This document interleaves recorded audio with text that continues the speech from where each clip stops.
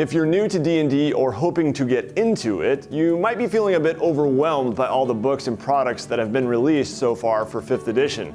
There is a lot of stuff, and it can get confusing.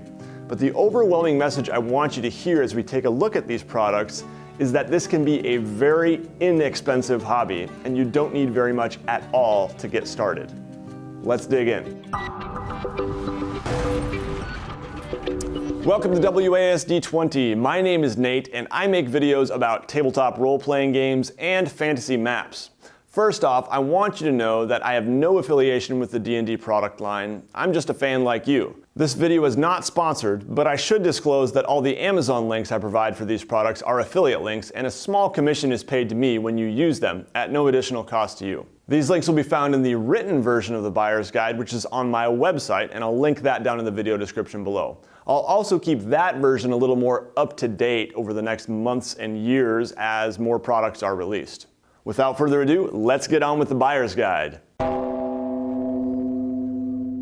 So even though this is a buyer's guide, I still think a good place to start is actually the free stuff, the stuff you don't need to buy at all. There is actually a really good free basic rules PDF that Wizards of the Coast has made available since the inception of 5th edition. They've had this. It's about 180 pages at present, and it includes all kinds of awesome stuff to get started playing D&D for absolutely no cost. All you probably need is a set of dice, which you can buy for $5 or $10, and this PDF, and you're good to go.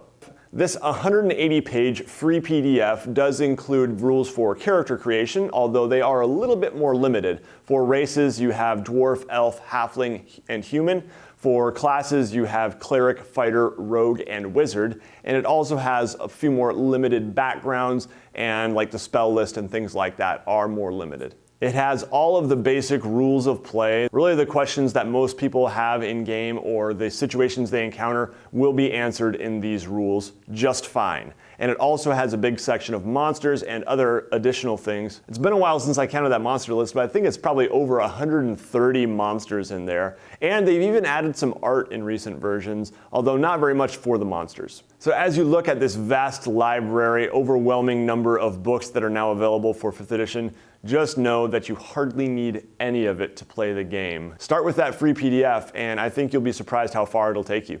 Now, the first product that I'll mention that you can actually spend money on would be the D&D starter set. It's a box set, and it is actually really, really cheap. Sometimes you can get it on Amazon for like 12 bucks. If you're buying it at retail, it's usually about 20. So it's a very low barrier for entry here. In this box, you get a copy of the basic rules, but they don't have anything for character creation. Instead, it comes with 4 pre-generated characters, which are actually really handy for new players because character creation can be a really intimidating thing, even though it is a lot of fun.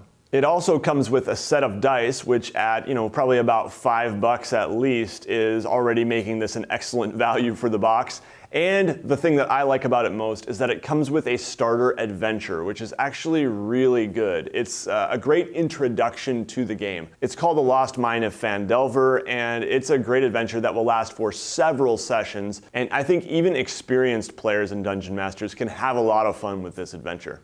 So I think that newcomers to the hobby especially will benefit from the starter set and will definitely get their money's worth out of that thing, because you can just use that for months and months and have a lot of fun, and you don't really need much else.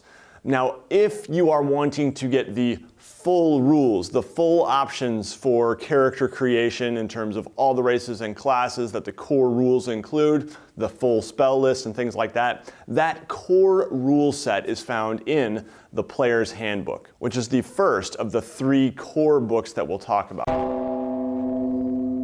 So the Player's Handbook is the core rule book for the game. It has more options for races, classes, archetypes, and backgrounds and things like that than the basic rules or the starter set. You would now add in half-elf, half-orc, tiefling, gnome, and dragonborn in terms of races. And for classes, you add barbarian, bard, druid, monk, paladin, ranger, sorcerer, and warlock. There's about twice as many spells as in the basic rules as well. So could a newcomer start with the Player's Handbook? Absolutely, you could start there, but for a new Dungeon Master with all new players, personally, I would find the starter set to be really helpful, especially that starter adventure, just in getting me going, getting me understand what's involved in a session of D&D or a campaign of D&D. The Player's Handbook is not going to have any sort of adventure stuff, but you can buy separate adventure books, or you could buy the Player's Handbook and still run Lost Mine of Phandelver. Now, if you are a player who is joining a game, I would definitely recommend getting the Player's Handbook. After you've played a couple sessions, you know you like it, you want to keep playing, buy the Player's Handbook. You'll be happy to have this book. First of all, it's got beautiful art, it's got a ton more character options and spells that you'll really enjoy, and it's just a good long-term investment. And if you ever want to run the game, this is the core rule book that has the full rules.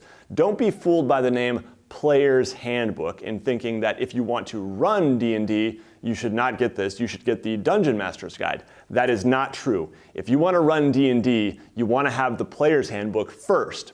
And if you want a little more help, assistance, and tools, then that's when you go to the Dungeon Master's Guide. But before we get into more of the Dungeon Master's Guide, I should mention the Monster Manual. As a Dungeon Master, what I would recommend is the Player's Handbook and the Monster Manual before you get to the Dungeon Master's Guide. The reason is the Monster Manual is awesome. The Monster Manual has tons and tons of monsters. It's got awesome art. It's got all kinds of flavor text and descriptions that kind of help you set the mood for these monsters and understand the worlds in which they live. And that will be so helpful for you as a Dungeon Master. And the art is just amazing. Like, I just love flipping through this book and looking at the pictures. It's so good. It's a big old book full of awesome fantasy creatures. So the Player's Handbook does include some creatures in the back, and that's really helpful, but I think it won't be long before Dungeon Masters want a bigger repertoire, and that's where the Monster Manual comes in handy.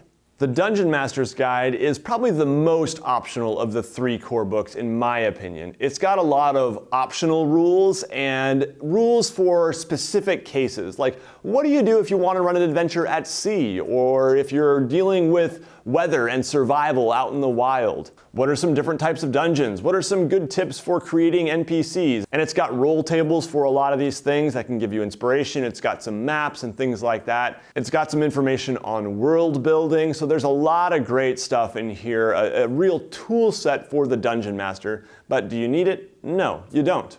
So I think that's enough on the three core rulebooks. You've got the Player's Handbook, the Monster Manual, and the Dungeon Master's Guide. Now we're going to move on to the adventure books. There are something like a dozen adventure books that have been released so far, and by the time you're watching this, there might be more. And they're a lot of fun. What they are pre-written storylines along with encounters and monsters and quests and non-player characters and various locations, and they're all put together in one coherent storyline, a big old book that you will run your group through. As we get into these adventure books, you should know that not everyone runs pre-published adventures. A lot of Dungeon Masters, maybe even most, run their own homebrew adventures, and that's a totally valid way of playing. You just create your own storylines, your own quests, your own villains, and all this. But a lot of people do really enjoy getting into the published adventures, and that can be a really good way to go too. Now, Lost Mine of Phandelver is a great place to start, and at only like $12, that's honestly not a bad option if you're looking for a pre-written adventure. Just get that starter set. But if you're looking for something that you're hoping will last your group several months or a year, then I would recommend getting one of these big old hardcover books. And there's a bunch of them. Opinions vary, but I'll recommend maybe 4 or 5 of them here that I think are particularly good. I actually recently got Curse of Strahd for Christmas, which is a gothic vampire-themed adventure in the world of Ravenloft, and it is awesome. It looks so cool. So if you're into that sort of thing, go for it. Dungeon of the Mad Mage is another one of my favorites. This is a big old grind through a huge mega dungeon under mountain beneath the city of Waterdeep, and it's got a lot of inter-dungeon politics and just a lot of monsters to kill and high adventure. And I think it takes players from level 5 to 20 if I'm remembering correctly. So you'll get a lot of bang for your buck in Dungeon of the Mad Mage if you're just in for some dungeon delving. On the other hand, if you want something very different from that, there's Waterdeep Dragon Heist, which is actually an urban caper sort of adventure. that has various factions and lots of politicking, and it's really cool. I really like the book. Tomb of Annihilation is another really good one where you're going to be exploring the exotic jungle island of Chult and kind of uncovering its mysteries about this ancient curse. So that's another really great book. And one of my favorites, honestly, is Out of the Abyss, because I'm just in love with the Underdark. The Underdark is the very deepest reaches of the Forgotten Realms underground, and it is home to the Drow, Illithids, the Duergar, and in this adventure, far worse than that. So if you're up for an Underdark adventure, check out Out of the Abyss. So now that we have the core rule books and the adventures, we have most of the books out of the way, but there are a few other ones that don't really fit well in any one category. Maybe they're kind of expansions on the 3 core books would be one way to look at them. But first off, there are some setting sort of books, and one of them is the Sword Coast Adventurer's Guide. The Sword Coast is a region of the Forgotten Realms that is the kind of typical region with a lot of the cities that most players are familiar with. So this book has a lot of setting information, but it also has some new subclasses and sub-races and backgrounds and things like that that are specific to the Forgotten Realms. So it's a great book for DMs to get a little more flavor and setting information, but it's also got some good stuff for players if you want a few more options. The Guildmaster's Guide to Ravnica, on the other hand, is pretty different. It's taking a very different approach in that it's a setting that is from Magic the Gathering that is fairly different from the standard fantasy tropes of Dungeons and Dragons. It is really cool. It's got beautiful art. I absolutely love the book. And so this is like a player's handbook, really, for the setting of Ravnica. You'd still want the regular player's handbook, but it's got different races and a lot of information on the guilds and this very interesting world that is essentially all one big city, full of magic and technology and secrets and politics and factions, and it's really cool. If they're a player, both of those books can be really good, but you also might want to look into Xanathar's Guide to Everything. This book has a lot of optional rules for dungeon masters and a lot of things that Wizards of the Coast has been playing with in the rules since the original release of 5th edition. And it's got a ton more character options in terms of subclasses and subraces and things like that. So definitely go check out Xanathar's Guide to Everything. I know a lot of people are really excited about this, especially for those new player options. It does have some other really good stuff for dungeon masters as well, but if you're a dungeon master, I would definitely recommend you check out some of the new monster books that have been released. The first one that I probably recommend most is Volo's Guide to Monsters. This one just takes a lot of the classic, iconic monsters of Dungeons and Dragons that may have been present in the monster manual, but it expands them. It gives you a lot of lore about them, and it includes more varieties of them. Things like goblins and gnolls and beholders, and yeah, just low-level stuff, but a lot of high-level stuff too. And it's a really beautiful book. I absolutely love Volo's Guide to Monsters. Highly recommend it. Mordenkainen's Tome of Foes is also really good, but this one focuses more on extraplanar creatures and on some of the kind of eternal struggles that have gone on for a long time in the settings of D&D. So this might be the struggle between the Drow and surface elves, or it might be the blood war between the devils and the demons. It's great reading if you like lore, and it's got a lot of monsters too, but personally I prefer Volo's Guide to Monsters if you had to choose one of those. So those are the main products in books. We will get to a few honorable mention products in a minute, but I just want to reiterate that I think if you're totally new to the game and going to be playing with a new group, you probably want to start with that starter set. But if you are a more experienced player and you're wanting to start amassing a collection of books, definitely start with a player's handbook, and then if you're going to be running the game, maybe look into that monster manual or dungeon master's guide. All right, now those honorable mention products. First of all, I want to mention D&D Beyond. D&D Beyond is a digital tool set for Dungeons & Dragons, and even if you don't buy any of the books on D&D Beyond, I highly recommend it just sitting there on the table on your laptop or on your phone or whatever as a rules reference, a really quick way to search rules and just a handy tool set for even getting monster stats and things like that.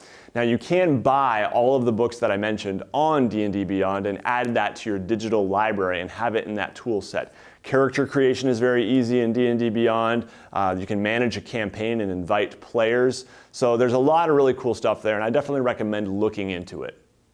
In terms of some of the other physical products that you'll probably want, you're probably going to want a Dungeon Master screen. That's one thing that I would recommend looking into. It's super cheap. It's usually like 10 to 15 bucks for the official Dungeon Master screen, and you can get some unofficial ones too. That's just nice for hiding your notes, maybe your dice rolls, hiding some miniatures back there, and they generally have a nice rules reference on the sheet in terms of, some of the basic conditions and other tools that you might use at the table. Another thing you're probably going to want is some dice. Now, you could probably find some free dice rolling apps for your phone. Go look and you can probably find some, but there's nothing like rolling a physical set of dice. So definitely look into getting some dice. I'll put a link on my written buyer's guide for some sets that I would recommend in terms of getting a whole bunch of dice for really cheap. And it's usually a good idea for each player to have their own set of dice. And as a Dungeon Master, I prefer to have a lot of dice because there's times when you need to roll like 4d6. And why do you want to roll your 1d6 4 times when you don't have to? They're fairly inexpensive. Another really handy tool that I like to have at the table are the spellbook cards from Gale Force 9.